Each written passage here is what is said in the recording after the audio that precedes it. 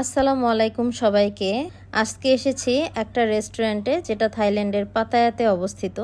আমার খুবই ফেভারিট একটি খাবার খেতে চলে এসেছি পরিবারের সবার সাথে। এটা থাইল্যান্ডের খুবই পপুলার একটি স্ট্রিট ফুড। থাই ভাষায় এই খাবারটাকে বলে প্লা ফাও।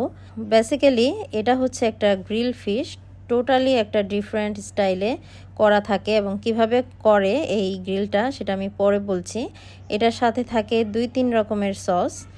আর এই খাবারটা আপনারা থাইল্যান্ডের বিভিন্ন জায়গায় স্ট্রিট ফুড হিসেবে বিক্রি করতে দেখবেন। তাছাড়া কিছু কিছু রেস্টুরেন্টে বিক্রি করতে দেখা যায় এই খাবারটা, কিন্তু সব রেস্টুরেন্টে এই খাবার কিন্তু বিক্রি হয় না। তো আজকে আমরা যেটাতে আসছি এই রেস্টুরেন্টে কিন্তু এই খাবারটা বিক্রি হয়। তো যেটা বলছিলাম, এই মাছটাকে গ্রিল করা হয় কিন্তু একটু অন্যভাবে। আর সেটা হলো এই মাছের সারা গায়ে একেবারে মোটা করে লবণের আস্তর দেওয়া হয়, একদম মোটা করে। তারপর মাছটাকে স্লো আঁচে গ্রিল করা হয়।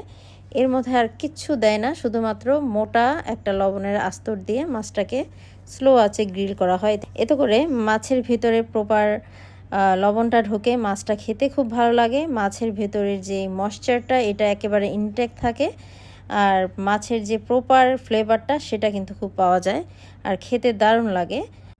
আর গ্রিল করার পর মাছের চামড়াটা কিন্তু খুবই সহজে উঠে এলো। তারপর এই মাছটাকে নিয়ে সসের মধ্যে ডিপ করে খুব মজা করে খাওয়া হয়। আর সাথে থাকে সি ফুড সস, এটা টক ঝাল মিষ্টির সমন্বয়ে করা। আরেকটা দেওয়া থাকে বাদামের সস, যেটা দিয়ে এই মাছটা ডিপ করে খেতে দারুণ লাগে। আর ওরা সাথে দেয় এতগুলা ভেজিটেবল, যেমন যেগুলো একটু কাঁচা খাওয়া যায় আর কি, যেমন 2 রকমের লেটুস থাকে, তারপর ক্যাবেজ থাকে, ধনিয়া পাতা থাকে, পুদিনা পাতা থাকে।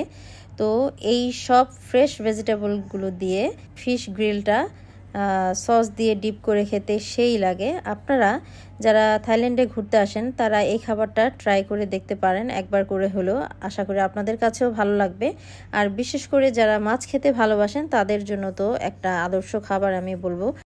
পাশাপাশি আমরা আরও 2-1টা আইটেম নিয়েছিলাম, যেমন বাচ্চারা নিয়েছিল ফ্রাইড রাইস আর নিয়েছিল বিফ বারবিকিউ। আরেকটা কথা ভুলে গিয়েছি, এই মাছের সাথে কিন্তু আপনারা ভাতের পরিবর্তে রাইস নুডলস দিয়েও খেতে পারেন। ওরা কিন্তু রাইস নুডলসটাও দেয়, এটা দিয়েও খেতে কিন্তু বেশ ভালো লাগে।